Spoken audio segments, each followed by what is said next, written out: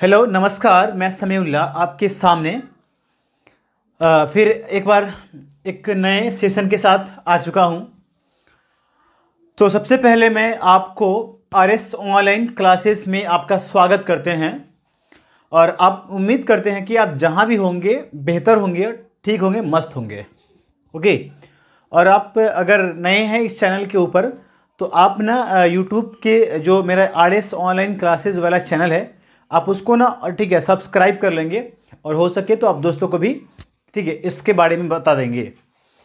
तो यानी पहला हमारा ठीक है हम लोग क्या पढ़ने वाले आज, तो हम लोग पढ़ने वाले हैं ठीक है हम लोग पढ़ने वाले हैं पॉलिटी का वायरल क्वेश्चन। ठीक है, जो भी क्वेश्चन होगा वो एकदम 100% ठीक है 100% सवाल में सॉरी आपके एग्जाम में आने ही वाला है यार। ओके, तो 100% पूछेगा, अंतिम पढ़ा रहे ठीक है। और मैं आपको बार बार कह रहा हूँ कि जो भी क्वेश्चन अभी मैं पढ़ा रहा हूँ, जो भी क्वेश्चन आपके सामने लेकर आ रहा हूँ वो क्या है यार 100% आपके एग्जाम के हिसाब से ठीक है मोस्ट VBI है। ये मोस्ट VBI क्वेश्चन की श्रेणी में रखा जा सकता है।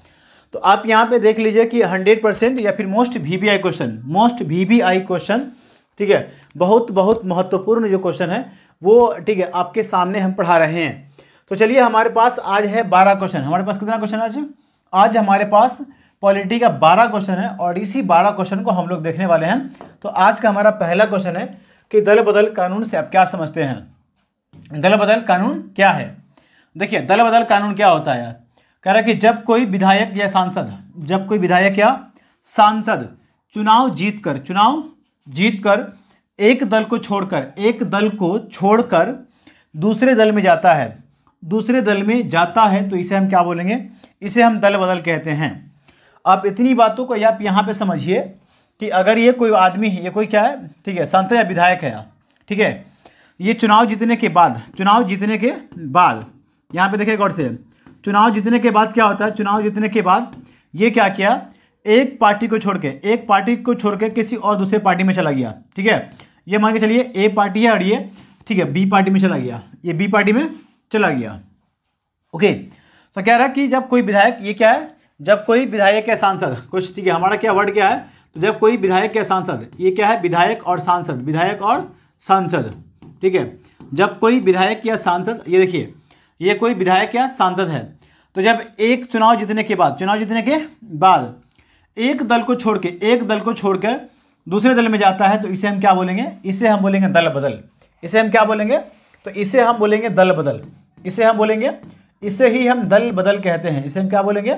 इसे दल बदल कहते हैं यार। ठीक है, तो ये दल बदल हो रहा था।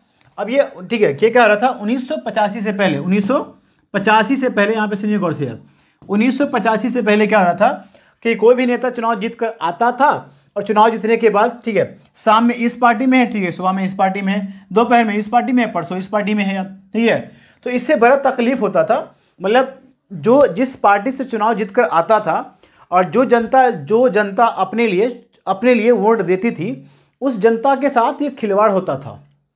ओके, और जब खिलवाड़ होता तो उसके लिए बहुत अजीबोगरीब होता है ना, सामंजस्य की स्थिति होती, एकदम कशमकश की स्थिति होती थी। इसीलिए इस दल बदल को रोकने के लिए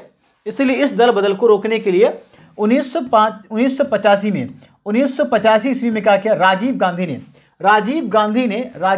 ने ठीक है एक कानून बनाया। तो क्या के लिए? इस दल बदल को रोकने के लिए राजीव गांधी ने क्या किया? राजीव गांधी ने 1985 ईस्वी में एक कानून बनाया। इस कानून को हम क्या बोलेंगे? इसी कानून को हम कहेंगे दल बदल कानून। इसी को हम क्या बोलेंगे? इसी को हम बोलेंगे दल बदल कानून। इसी को हम क्या बोलेंगे? इसी को हम लोग दल बदल कानून कहेंगे। इसी को हम क्या बोलेंगे?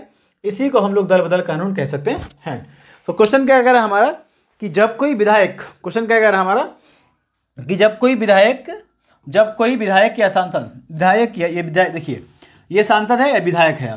तो जब कोई विधायक या सांसद ठीक है क्या होता है? चुनाव जीतने के बाद एक दल को छोड़ के कहाँ चला जाता है? दूसरे दल में जाता है। तो इसे हम क्या बोलेंगे? इसे ही हम क्या बोलेंगे? दल बदल बोलेंगे। और इस दल बदल को रोकने के लिए 1985 ईस्वी में राजीव गांधी ने एक कानून बनाया था। उसी कानून को हम बोलेंगे दल बदल कानून कहेंगे। उसे हम क्या बोलेंगे? दल बदल कानून कहते हैं। तो अब यहाँ पे देखिए वही आंसर लिखा होगा। कह रहा है देखिए जब कोई विधायक या सांसद चुनाव जीतकर एक दल को छोड़कर दूसरे दल में जाता है तो इसे हम क्या बोलेंगे, इसे हम दल बदल कहेंगे। इसे हम क्या बोलेंगे, दल बदल कहेंगे। इस दल बदल को रोकने के लिए, इस दल बदल को रोकने के लिए 1985 ईस्वी में राजीव गांधी द्वारा एक कानून को बनाया गया था, एक कानून बनाया गया था जिसे हम क्या बोलेंगे, जिसे ही दल बदल कानून कहते हैं। इसे हम क्या बोलेंगे, इसे ही हम दल बदल कानून कहते हैं। और ये दो लोगों पर लागू होता है, एक सांसद पर और दूसरा क्या होता है, विधायक पर। पहला क्या आपका, दूसरा पहला आपका सांसद पे और दूसरा क्या होता है, विधायक पर। ये क्या होता है, ये कानून लागू होता है। ये क्या होता है, ये कानून लागू होता है। ओके, ये कहाँ लागू होता है, तो दो लोगों पे लागू होता है। क्वेश्चन ठीक ऑब्जेक्टिव टाइप में क्वेश्चन बनता है। तो आप देखिए हमारा क्वेश्चन क्या, पहला क्वेश्चन था हमारा कि दल बदल कानून से आप क्या समझते हैं। अगला हमारा क्या है, गुप्त मतदान पत्र। गुप्त मतदान पत्र हमारा क्वेश्चन है। देखिए गुप्त का मतलब क्या होता है, छुपा हुआ। क्या होता है, छुपा हुआ रहा, ठीक है, जिसको। और मतदान पत्र का मतलब क्या होता है, तो पहले आप समझिए कि मतदान पत्र होता क्या है। पहले आप समझिए कि मतदान पत्र क्या होता है, ठीक है। तो इसमें ना क्या हुआ, इसमें यहाँ पे समझिए कि मतदान पत्र, यहाँ पे देखिए मतदान पत्र एक ऐसा दस्तावेज होता है। क्या होता है, एक ऐसा दस्तावेज होता है जिसके माध्यम से मतदाता अपना मतदान करते हैं, अपना मतदान करते हैं, अपना मत को देते हैं, अपने मत को देते हैं यार। तो क्वेश्चन हमारा क्या कर रहा है, ठीक है, यहाँ पे देखिए पॉइंट को समझिए। ये क्या है, ये ना, ठीक है, ये मतदान पत्र है। ये क्या आपका, ये है आपका मतदान पत्र। और इसके माध्यम से क्या होता है, इसके माध्यम से मतदाता, इसके माध्यम से मतदाता जो होता है, मतदाता, ठीक है, ये मतदाता अपने मत का अपने मत का यानी अपने मत को मतदान करता है, अपने मत को मतदान करता है, अपने मत को मतदान करता है, ठीक है। जब लेकिन क्या होता है, जब इस, ठीक है, अब क्या होता है, ये एक दस्तावेज है। ये क्या आपका है, ये एक दस्तावेज है। ये क्या है, ये मतदान पत्र है। ये क्या आपका मतदान पत्र है। तो मतदान पत्र क्या होता है, एक दस्तावेज होता है, ठीक है। और इस दस्तावेज के माध्यम से मतदाता अपने मतों का, ठीक है, मतदान करता है, अपने मत का मतदान करता है। तो क्या करेगा ये मतदाता अपने मत का मतदान करता है। और ठीक है, तो इसे हम क्या बोलेंगे, इसे हम बोलेंगे मतदान पत्र। इसे हम क्या बोलेंगे, इसे हम बोलेंगे मतदान पत्र, मतदान पत्र बोलेंगे, ठीक है, मतदान पत्र बोलेंगे। और जब इस मतदान पत्र में, जब इस मतदान पत्र में, ठीक है, मतदाताओं की पहचान, मतदाताओं की पहचान को, ठीक है, मतदाताओं की पहचान को गुप्त रखा जाता है। क्या रखा जाता है, गुप्त रखा जाता है। तो इसे हम क्या बोलेंगे, इसे हम बोलेंगे गुप्त मतदान पत्र। इसे हम क्या बोलेंगे, गुप्त मतदान पत्र बोलेंगे। इसे हम बोलेंगे गुप्त मतदान पत्र। ओके, तो आप समझ गए ना। तो ये कहने का अर्थ यह है कि गुप्त मतदान पत्र वह पत्र होता है जिसमें मतदाताओं की पहचान को गुप्त रखा जाता है। तो जिसमें गुप्त ठीक है, जिसमें मतदाताओं की पहचान को गुप्त रखा जाता है। तो ये हो गया आपका अगला क्वेश्चन। देखिए क्वेश्चन कह रहा है कि मतदान पत्र वह एक ऐसा दस्तावेज है, एक ऐसा दस्तावेज होता है जिसके माध्यम से मतदाता अपने मत का अपना मतदान करते हैं, अपना मतदान करते हैं। जब इस मतदान पत्र में मतदाताओं की पहचान को गुप्त रखा जाता है तो इसे हम क्या बोले, तो इसे ही हम गुप्त मतदान पत्र कहते हैं। तो कुल मिलाकर क्वेश्चन क्या होगा हमारा कि गुप्त मतदान पत्र वह पत्र होता है जिसमें मतदाताओं की पहचान को गुप्त रखा जाता है, जिसमें मतदाताओं की पहचान को गुप्त रखा जाता है। यह हो गया, आपको समझ में आ गया। अगला क्वेश्चन क्या हमारा, अगला क्वेश्चन है हमारा, ठीक है, अगला क्वेश्चन जो है आपके सामने वो ये है, धर्मनिरपेक्षता से आप क्या समझते हैं। क्वेश्चन हमारा क्या है कि धर्मनिरपेक्षता से आप क्या समझते हैं, ठीक है। क्वेश्चन हमारा क्या है कि धर्मनिरपेक्षता से आप क्या समझते हैं, ठीक है। अब यहाँ पे आगे आंसर लिखा हुआ है कि सभी धर्मों को बराबर का अधिकार देना ही, सभी धर्मों को बराबर का अधिकार देना ही क्या होता है, धर्मनिरपेक्षता कहलाता है। क्या कहलाता है, धर्मनिरपेक्षता कहलाता है। मतलब अगर आप अपने आसपास देखते होंगे तो क्या होता है, ठीक है, जिस तरह से हिंदू को पूजा करने की छूट है उस तरह से मुस्लिमों को नमाज पढ़ने की छूट है, उसी तरह से सिख को, ठीक है, मतलब अपने गुरुद्वारे में जाने की छूट है। उसी तरह से क्या, चर्च को, ठीक है, ईसाई को चर्च में जाने की छूट है। और जो भी धर्म है क्या होता है, जो भी धर्म के लोग हैं उसको, ठीक है, अपने अपने हिसाब से उस धर्म को फॉलो करने का पूरा अधिकार है। उसी को हम क्या बोलेंगे, धर्मनिरपेक्षता बोलेंगे। क्या बोलेंगे, उसी को हम बोलेंगे धर्मनिरपेक्षता। मतलब भारतीय, अब यहां पर समझिए गौर से क्या लिखा हुआ है कि भारतीय संविधान में धर्मनिरपेक्षता का प्रावधान किया गया है। क्या किया गया है, भारतीय संविधान में धर्मनिरपेक्षता का प्रावधान किया गया है, जिसके अनुसार ठीक है, सभी धर्मों के लोग अपने अपने धर्मों को आज़ादी के साथ मानते हैं। ठीक है, क्या होता है? तो क्वेश्चन हमारा कह रहा है कि धर्मनिरपेक्षता से आप क्या समझते हैं? तो क्वेश्चन हमारा आंसर क्या होगा? ठीक है, कि सभी धर्मों को, यानी क्या होगा? सभी धर्मों को, यानी अगर हम यहाँ पर देखेंगे क्वेश्चन क्या है कि सभी धर्मों को क्या हो, सभी धर्म के लोगों को क्या हो? बराबर अधिकार हो। क्या आपका? बराबर अधिकार हो। सभी धर्मों के लोगों को क्या हो? बराबर अधिकार हो। क्या हो? बराबर अधिकार हो। इसी को हम क्या बोलेंगे? इसी को हम बोलेंगे धर्मनिरपेक्षता। इसी को हम क्या बोलेंगे? धर्मनिरपेक्षता बोलेंगे। और भारतीय संविधान में क्या है? भारत को एक धर्मनिरपेक्ष राज्य घोषित किया गया है। भारत को एक धर्मनिरपेक्ष राज्य घोषित किया गया है और धर्मनिरपेक्षता का प्रावधान किया गया है। इसीलिए यहाँ जितने भी ठीक है धर्म के लोग हैं वो अपने अपने धर्म को ठीक है अपने मर्जी से मानते हैं, या फिर अपने ठीक है, या फिर आज़ादी के साथ वो ठीक है अपने धर्म को फॉलो करते हैं। इसी को हम बोलेंगे धर्मनिरपेक्षता। इसको हम क्या बोलेंगे? धर्मनिरपेक्षता बोलेंगे। अगला क्वेश्चन देखिए। अगला क्वेश्चन क्या कह रहा है हमारा कि शिक्षा का अभाव, क्वेश्चन कह रहा है कि शिक्षा का अभाव लोकतंत्र के लिए चुनौती है, कैसे? ठीक है, यह क्यों? ओके, क्वेश्चन क्या कह रहा है हमारा? शिक्षा का अभाव। शिक्षा का अभाव यहाँ पे क्या होगा? क्या कहे? ठीक है, शिक्षा का अभाव। ठीक है, शिक्षा का अभाव का मतलब होगा शिक्षा की कमी। शिक्षा की कमी। तो यहाँ पे क्या लगेगा? लगेगा। क्या लगेगा? यहाँ पे लगेगा क्या लगेगा? लगने वाला है। ठीक है, यहाँ पे क्या लगेगा? लगेगा। ठीक है, तो शिक्षा का अभाव क्या होता है? शिक्षा का अभाव लोकतंत्र के लिए क्या है? चुनौती है। क्या है? लोकतंत्र के लिए चुनौती है। तो क्वेश्चन हमारा कह रहा है कि शिक्षा का अभाव लोकतंत्र के लिए चुनौती है, कैसे? अब यहाँ पे देखिए क्वेश्चन हमारा कह रहा है कि सुनिए, क्वेश्चन हमारा कह रहा है कि शिक्षा के अभाव लोकतंत्र के लिए ठीक है चुनौती है, कैसे है? अब यहाँ पे देखिए कि ये ठीक है, ये दो भाग है। ओके, और यहाँ पे क्या होगा? यहाँ पे ठीक है, यहाँ की एक देश है, ठीक है, और यहाँ की जनता है, यहाँ की जनता है, ठीक है, और ये एक देश है, ठीक है, यहाँ की जनता है, यहाँ की जनता है। देख लीजिए आप ये, है ना? ओके, इस देश की जनता क्या है? शिक्षित है। क्या है आपका? इस देश की जनता क्या? शिक्षित है, मतलब पढ़ी लिखी है। क्या आपका? पढ़ी लिखी है। अब यहाँ पे देख लीजिए इसको, ठीक है, इस देश की जनता क्या है? शिक्षित है। इस देश की जनता क्या है? शिक्षित है। तो अब यहाँ पे हम समझेंगे, ठीक है, इस देश की जनता क्या है? शिक्षित है, और जबकि क्या है? इस देश की जनता शिक्षित नहीं है। शिक्षित नहीं है। इस देश की जनता क्या है? शिक्षित नहीं है। इस देश की जनता शिक्षित नहीं है। तो अब क्या होगा? यहाँ पे देखिए गौर से, ठीक है, तो अब यहाँ पे क्या होगा? जब शिक्षा होगा तो कहीं ना कहीं क्या करेगा? लोग अपने मत का सही क्या करेगा? अपने मत का सही प्रयोग करेगा, अपने मत का सही उपयोग करेगा, इसको हम क्या करेंगे? इसको ऐसे देख सकते हैं, ठीक है, ये क्या करेगा? ये जनता शिक्षित होगी तो क्या करेगी? ये अपने मत का सही प्रयोग करेगी। ठीक है, पॉइंट नंबर क्या होगा? ठीक है, ये अपने मत का सही उपयोग करेगी, अपने मत का सही उपयोग करने की, ठीक है, सही उपयोग करेगी। ठीक है, दूसरा क्या होगा? यहाँ पे दूसरा ये होगा कि जनता क्या करेगी? जनता, ठीक है, जनता अपने अधिकारों के प्रति क्या होगी? अपने अधिकारों के प्रति जागरूक होगी। ठीक है, अब यहाँ पे समझिए कि क्या होगी? जनता अपने अधिकारों के प्रति जागरूक होगी। ठीक है, समझिए, एकदम सिंपल होगा ही होगा। ठीक है, और आगे तीसरा पॉइंट क्या होगा? तीसरा पॉइंट होगा कि जनता अपने, ठीक है, जनता ठीक है राजनीति में भी क्या करेगी? रुचि दिखाएगी। जनता राजनीति में भी रुचि दिखाएगी। ठीक है, अगर शिक्षित होगा तो क्या करेगा? ये अपने मतों का सही उपयोग करेगा। ठीक है, अपने अधिकारों के प्रति जागरूक रहेगा, और ये क्या होगा? राजनीति में ठीक है रुचि लेगी। क्या कर लेगी? राजनीति में भी रुचि ले सकती है, रुचि लेगी। अब जरा सा समझिए इसका उल्टा क्या है कि यहाँ की जनता शिक्षित नहीं है, यहाँ की जनता पढ़ी लिखी नहीं है, तो इसका उल्टा होगा। ये क्या होगा? ठीक है, नंबर 1 में क्या हो सकता है?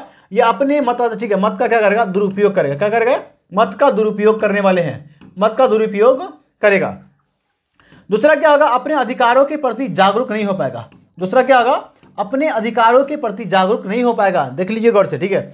और तीसरा क्या होगा? ये राजनीति में भी रुचि नहीं रखने वाला है, राजनीति के अंदर भी रुचि नहीं रखेगा। और जब रुचि नहीं रखेगा तो क्या होगा? इससे क्या होगा? लोकतंत्र होगा प्रभावित। क्या होगा? इससे लोकतंत्र प्रभावित होगा। ठीक है, ये क्या होगा? लोकतंत्र के अंदर जो ठीक है लोकतांत्रिक व्यवस्था है वो खराब होगी, वो प्रभावित होगी। और जब प्रभावित होगी तो क्या होगा? लोकतंत्र का विकास रुक जाएगा। अतः हम कह सकते हैं कि लोकतंत्र क्या है? अतः हम कह सकते हैं कि शिक्षा का अभाव लोकतंत्र के लिए चुनौती है। ठीक है, क्या है? अतः हम कह सकते हैं कि ठीक है शिक्षा का अभाव लोकतंत्र के लिए चुनौती है।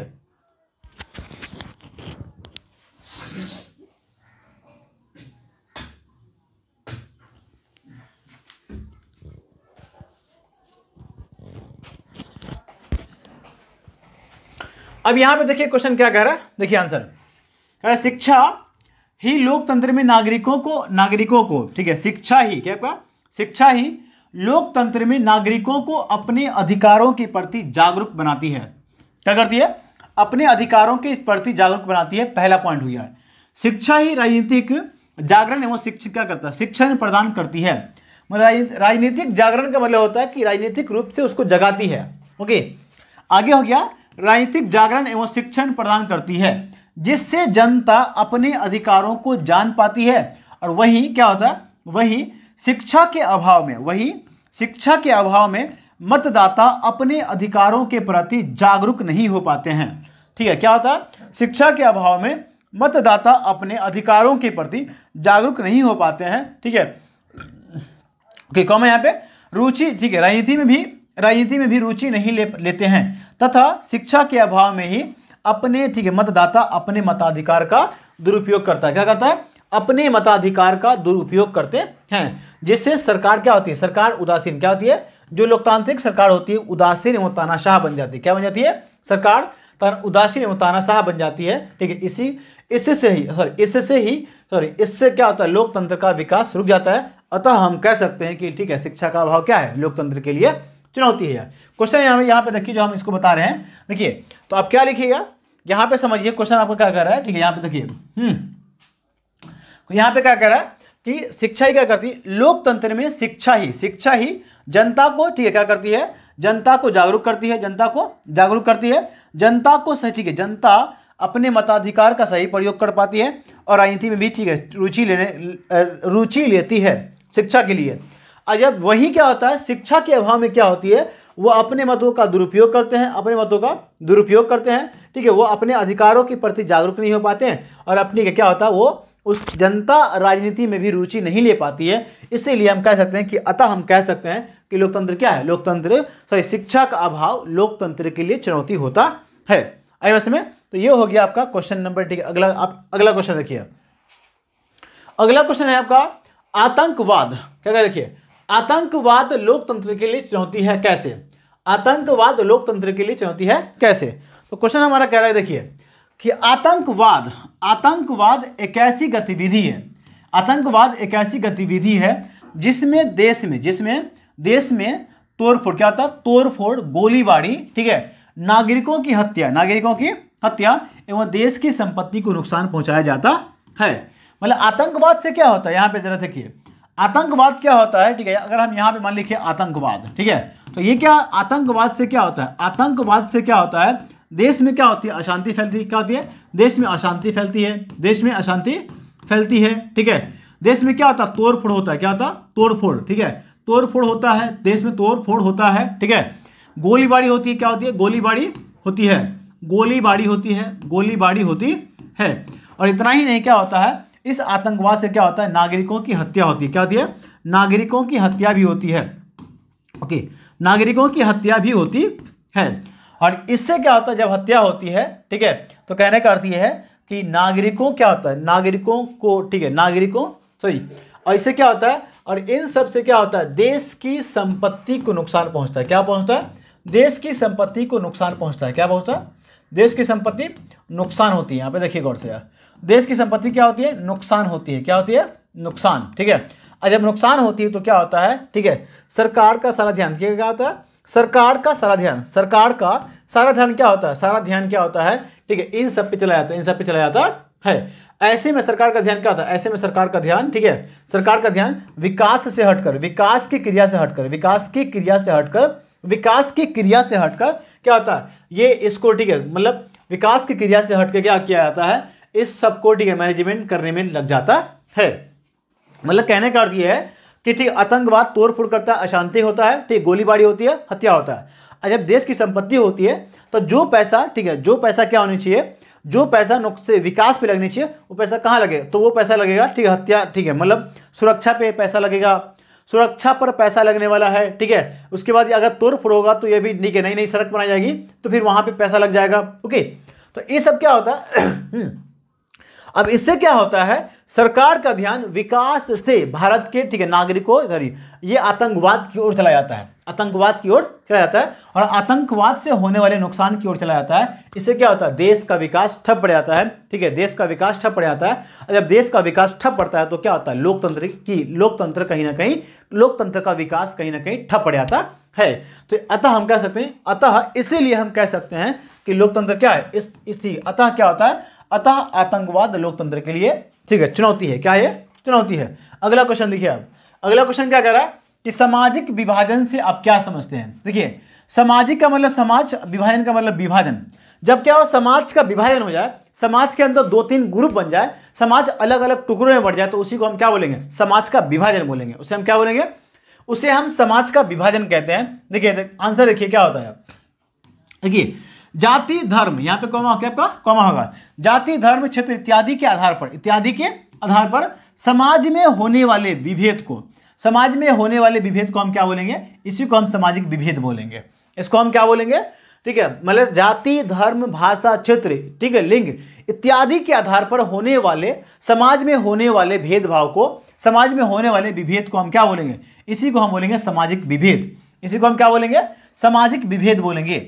और जब यह विभेद क्या होता है, जब यह सामाजिक विभेद क्या होता है, गहरा, क्या होता है, गहरा रूप लेता है और गहरा, ठीक है, क्या होता है, आगे बढ़ता है और डीप में जाता है, ठीक है, तो यह क्या होता है, यह विकराल रूप, क्या होता है भैया, यह विकराल रूप धारण कर ले, ठीक है, यह विकराल रूप ले लेता है, जिससे क्या होता है, समाज का विभाजन, यानी समाज का बंटवारा हो जाता है। क्या होता है, समाज का बंटवारा हो जाता है, समाज का विभाजन हो जाता है। इसे ही हम क्या बोलेंगे, इसीलिए इसे हम क्या बोलेंगे, इसलिए इसे सामाजिक विभाजन कहते हैं। क्या कहते हैं इसका, इसीलिए इसे सामाजिक विभाजन कहते हैं। जैसे यहाँ पे देखिए, जैसे मैं यहाँ पे समझिए गौर से, जैसे मैं आपके सामने क्या है, जैसे मैं आपके सामने, ठीक है, सुनिए गौर से, जैसे मैं आपके सामने, ठीक है, ये क्या है, स्वर्ण और दलित, जैसे में क्या है, आप देखते होंगे, ठीक है ना, यहाँ पे सुनिए गौर से, आप देखते होंगे कि जैसे स्वर्ण का मतलब क्या होता है, बड़ी जाति, और दलित का मतलब क्या होता है, छोटी जाति है। तो स्वर्ण और दलितों के बीच इतना अंतर हो गया है, इतना, ठीक है, मतलब इतना, ठीक है, अंतर हो गया है, तो इसको हम क्या बोलेंगे, इसकी क्या एक तरह का सामाजिक विभाजन का क्या उदाहरण है। ये क्या है आपका, सामाजिक विभाजन का उदाहरण है। ये क्या है, सामाजिक विभाजन का उदाहरण है। कौन है ये सामाजिक विभाजन का उदाहरण है।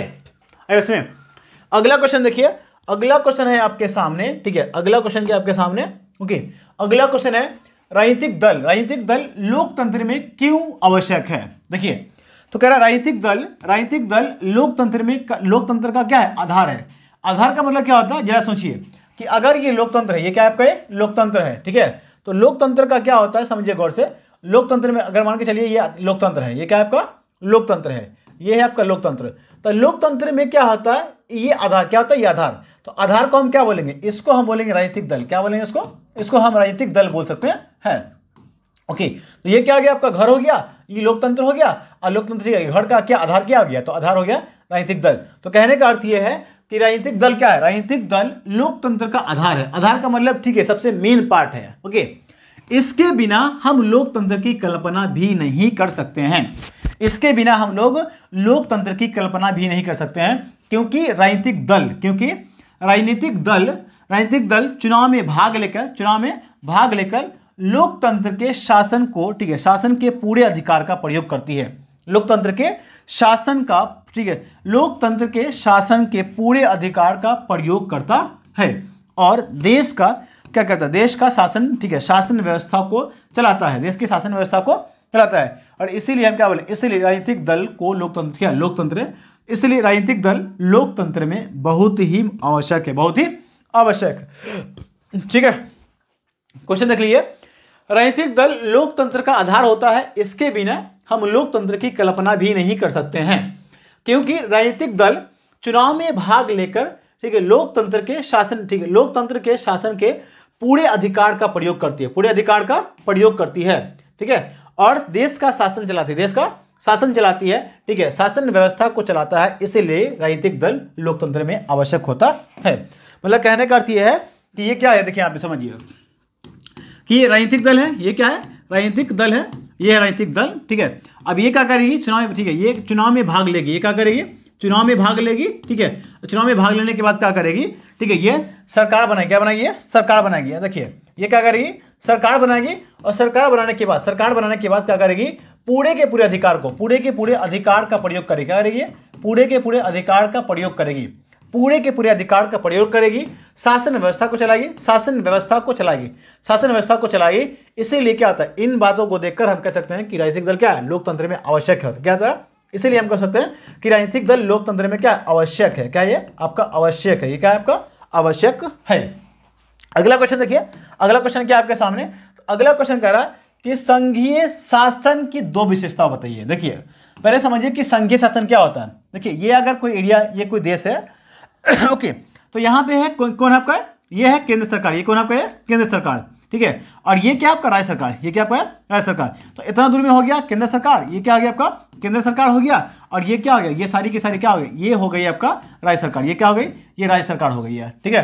तो ये हो गई, ये तो हो गई केंद्र सरकार, ठीक है। ये क्या हो गई, ये तो हो गई केंद्र सरकार, और ये सब जो हो गया, ये सब क्या है, ये सब हो गया आपका राज्य सरकार, ये आपका राज्य सरकार ये हो गई राज्य सरकार, ठीक है।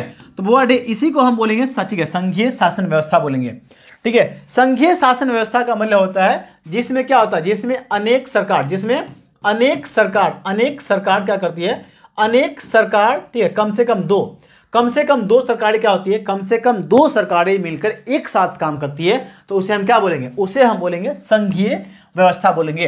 तो क्वेश्चन हमारा क्या कह रहा है कि संघीय शासन की दो विशेषताएं बताइए, ठीक है। तो क्या दो विशेषताएं निम्नलिखित है। नंबर 1 देखिए, पहला क्या है, ठीक है